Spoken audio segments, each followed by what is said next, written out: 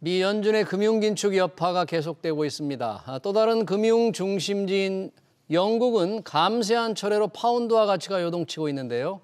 글로벌 경기 침체 우려 속에 가라앉고 있는 세계 증시. 언제쯤 안정될지 자세히 알아보겠습니다. 오건영 신한은행 WM그룹 부부장 나오셨습니다. 부장 어서 오십시오. 네, 안녕하세요. 네. 자, 주말 긴축 우려로 미국 증시 떨어졌고 네. 영국 감세한 철회되면서 또 파운드화 지금 막 변화가 많죠. 네, 그렇습니다. 주말에 좀 우리 시장에 영향을 주는 핵심적인 뉴스 좀 설명 좀 해주실까요? 네, 일단 첫 번째는요. 파운드와 이제 결국에 영국의 감세안이라는 것 자체가 갖고 있는 이제 문제점들이 사실은 좀 드러났다라고 보는데요. 예. 실제로 지금 이제 결국에는 물가가 많이 오르고 있죠. 예. 인플레이션이 높아지고 있는 상황에서 감세와 같이 유동성을 공급하는 정책을 쓰게 되지 않습니까? 네. 그럼 인플레이션이 더욱더 높아지게 됩니다. 그러니까 물가가 오르고 있을 때는 어떤 경기 부양책도 사실은 쓰기가 굉장히 어려운 상황인 거죠. 근데 이제 그런데 역행을 하면서 영국 정부에서 이제 감세안을 내놓았던 거지 않습니까? 그게 큰 틀에서 결국엔 영국 경제에 뒤집어 놓고요. 그런 다음에 이 혼란 때문에 어쩔 수 없이 유턴을 할 수밖에 없게 되는 이제 그런 문제가 생깁니다. 유턴을 하면 근데 원상복귀가 되는 게 아니라 예. 정부에 대한 신뢰가 떨어지게 되겠죠. 정책 기반자에 대한 신뢰가 떨어지는 문제가 생기고요. 실물 경제가 둔화가 되더라도 무언가 경기 부양을 할 수 있는 정책 자체가 그 카드 자체가 없어지는 거 아니냐. 이제 이런 두려움들도 생겨나는 거죠. 그래서 첫 번째는 영국 정부의 유턴안 있지 않습니까? 이 자체가 결국에는 어떻게 보면은 큰 실익도 없이 오히려 시장에는 신뢰감을 떨어뜨리는 그런 악재가 된 게 아니겠는가. 첫 번째는 그 점을 말씀드릴 수 있고요. 예. 그것보다 금융시장을 흔들어 놓은 보다 큰 이슈는 미국의 이제 소비자 물가 지수가 여전히 높게 나온 겁니다. 근데 소비자 물가 지수가 높게 나온 것들뿐만 아니라 이게 쉽게 사그러들지 않는다라는 생각이 드니까 인플레이션 우려가 커지면서 금리 인상 기조가 오래 이어질 거라는 생각이 드는 거죠. 근데 여태까지 금리 인상이 이렇게 빠르고 강하게 올라간 적이 없습니다. 그러다 보니까 국채 시장에서도 이런 것들을 사실 대비해 본 적이 없었던 거죠. 그러다 보니까 이 전 세계 그 금리의 중거점이 되는 게 미국 국채 금리입니다. 예. 이 미국 국채 시장이요. 지금 유동성 부족에 허덕이게 되죠. 그래서 미국 국채 금리가 큰 폭으로 뛰어올랐는데요. 예. 미국 10년 국채 금리가 4%를 넘어섰고요. 그다음에 2년 국채 금리가 4.5%를 찍습니다. 이게 연초에 2년 국채 금리가 1%였는데 4.5까지 올랐으니까요. 제가 여태까지 봤던 것 중에서는 금리 상승 속도로는 가장 빠른 것 같습니다. 예. 그러면 이런 일이 벌어진다는 얘기는 뭐냐면은 국채 시장의 유동성 부족 현상이 심해진다라는 거고요. 그러면은 국채 시장의 금리가 뛰는 거지 않습니까? 유동성이 부족해지면서. 예. 그러면은 국채 금리가 뛰게 되면은 다른 기업들이 자금을 조달할 때는 국가도 높은 금리에 빌려야 되는데 다른 기업들은 금리를 오히려 자금을 조달하기 훨씬 더 어려워지겠죠. 네. 이런 이자 부담으로 인해서 기업들의 실적 둔화 우려 이런 게 더 커지게 됩니다. 이런 것들이 전반적으로 뉴욕 증시를 끌어내렸었던 그런 악재가 아닌가 싶고요. 네. 마지막으로 하나 더 말씀을 드리면 달러 강세 기조가 이어지게 되니까 G20에서는 내심 미국 정부에서 행정부에서 옐런 재무장관이 무언가 이제 달러 강세를 좀 경계하는 이걸 좀 완화시키는 코멘트를 줄 거다 그렇게 기대를 했는데 그 코멘트는 예. 미국의 인플레이션이 제일 중요하다 이제 이렇게 얘기한 거죠. 그 얘기는 뭐냐면 금리 인상 기조를 아직은 이어가야 된다. 아직은 여기에 가겠다. 대해서 이제 약간 좀 찬물을 끼얹은 부분들 이런 것들이 같이 좀 엮여 있다고 볼 수 있습니다. 비록 달러 강세지만 미국은 금리 인상을 계속 이어갈 수밖에 없다. 자, 그렇다면 11월에 연준 예상돼 있고 12월 회의도 한 번 더 있잖아요. 네, 그렇습니다. 지금 이제 11월은 0.75%포인트 자이언트 스텝이 네. 사실 기정사실화 가는 그런 분위기인데 네, 그렇습니다. 11월, 12월 어떻게 전망을 하십니까? 지금 일단 컨센서스로 말씀을 드리면 11월 달에는요. 0.75% 금리 인상을 확률을 시장 참여자들은 98% 이상 확률로 바라보고 있습니다. 예. 그리고 12월 달에는 4.5% 이상으로 올라갈 확률을 99%로 보고 있고요. 그러니까 12월 달에는 0.5%를 더 올리는 거죠. 4.75까지, 그러니까 12월 달에도 0.75%를 한 번 더 올릴 확률, 이런 것도 현재 60% 이상으로 바라보고 있습니다. 예. 그러니까 이번에 소비자 물가 지수가 시장의 기대보다 다소 높게 나왔고 약간 이따 말씀드리겠지만 끈적끈적하다는 그 내용이 나올 정도거든요. 잡기가 굉장히 어려울 것 같다라는 얘기들이 나오고 있는데 이런 것들 때문에 미국 중앙은행에서는 지금은 조금 더 강한 스탠스를 이어갈 것이다. 이렇게 바라보고 있습니다. 왜 그렇게 물가 안정, 아까 말씀하신 네. 대로 금리를 계속 이렇게 속도감 있게 올리는데 왜 그렇게 물가를 못 잡는 겁니까? 일단 첫 번째는요. 이게 감기약하고 똑같은 건데 감기약? 예를 들어서 기침을 세게 합니다. 네. 그럼 저처럼 성격 급한 사람들은 약을 먹거든요. 네. 이 약을 먹자마자 기침이 나아야 되는데 그럴 리가 없지 않습니까? 네. 시차가 분명히 존재하지 않습니까? 그러다 보니까 계속 먹는 겁니다, 약을. 그럼 이제 나중에는 이게 오히려 한꺼번에 훅 들어오게 되면서 몸에 충격을 주게 되는 건데요. 예. 지금 이제 사실 우리가 뭐 잊고 있는 게 하나 있지만 미국 금리 인상이 시작된 게 0%에서부터 금리 인상이 시작된 게 올해 3월부터 시작을 했습니다.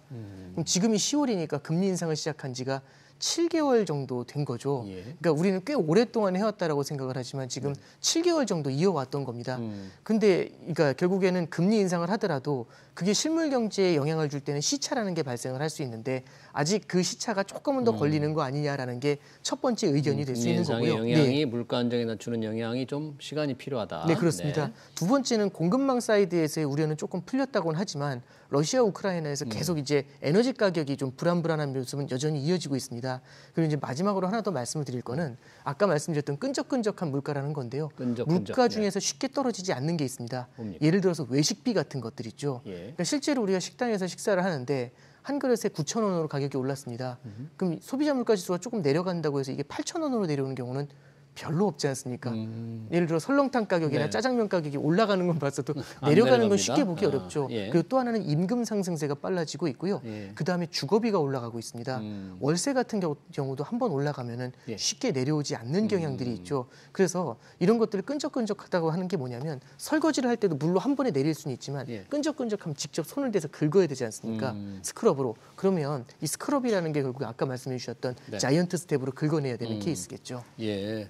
미국은 또 물가의 그 주거비 차지한 영향이 굉장히 크잖아요. 네, 그렇습니다. 그러니까 그게 안 떨어지면 네네. 이 물가 상승률도 좀처럼 떨어지지 않겠어요. 네, 금리를 그렇습니다. 계속 올릴 수밖에 없는 네. 그런 상황으로 갈 것 같은데 네. 일부 뭐 금리 인상 속도 조금 조절해야 되지 않느냐는 소리가 있는 것 같은데 별로 네. 설탕이 없습니까? 그런 소리는? 지금 사실은 약간 좀 스탠스의 변화를 좀 기대할 수 있는 부분은 있는 것 같습니다. 그래요? 이제 어떤 게 있냐면 아까 말씀드렸던 것처럼 초기에 감기가 약을 듣지 않으니까 네. 약을 너무 많이 먹는 거죠. 그러다 보니까 연준 내에 있는 위원들이 18명이 있는데 예. 18명 중에서 2~3명 정도가 이거 이렇게 너무 세게 하다가는 실물 경기에 큰 충격을 줄 수 있다라는 코멘트를 조금씩 하고 있습니다.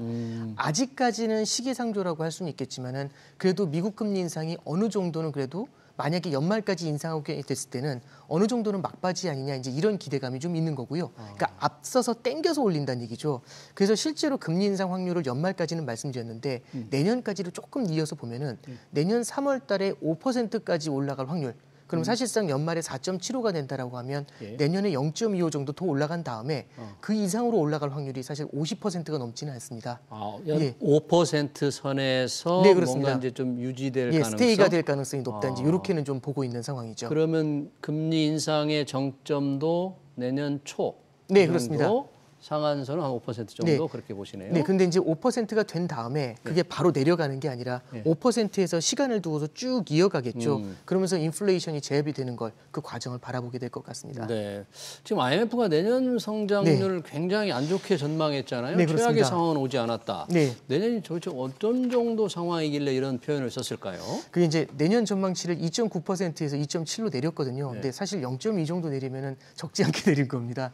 그리고 이제 하나 더 말씀을 드리면 IMF에서 지금 경고하고 있는 건 뭐냐면은 실물 경제에서 인플레이션 충격이 실제로 현실화된 게 올해 이제 다가온 거지 않습니까? 네. 근데 그 인플레이션을 제압하기 위해서 굉장히 발빠른 금리 인상에 들어간 겁니다. 근데 금리 인상을 하게 되면은 당연히 이자 부담이 늘어나게 되고요. 그다음에 미국이 금리를 높이다 보니까 아무래도 달러가 강세를 보이게 되겠죠. 신흥국 같은 경우는 달러 빚이 많습니다.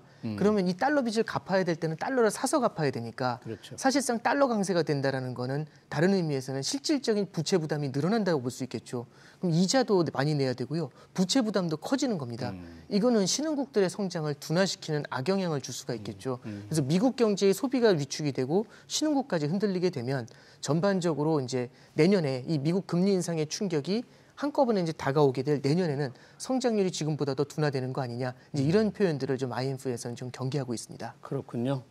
자, 우리나라도 뭐 경제 어려운데 한국은행 지금 빅스텝 한번 밟았잖아요. 또 네. 다음 달로 예정이 된 또 네. FOMC 빅스텝 0.5% 포인트 인상. 네. 뭐 거의 이것도 기정사실로 가는 분위기입니까? 11월 3일 날에 있을 FOMC에서 어떤 스탠스를 보여주는지가 굉장히 좀 중요할 것 같아요. 거기서 아마 12월 달에 금리 인상에 대해서 어느 정도는 좀 시사를 하게 될 텐데 12월까지 만약에 4.5가 아니라 4.75로 한 번 더 자이언트 스텝을 간다면 한국은행 입장에서도 0.5% 빅 스텝을 다시 한번 고민할 수밖에 없을 겁니다. 한은 총재 입장에서도 이제 하셨던 말씀 중에 네.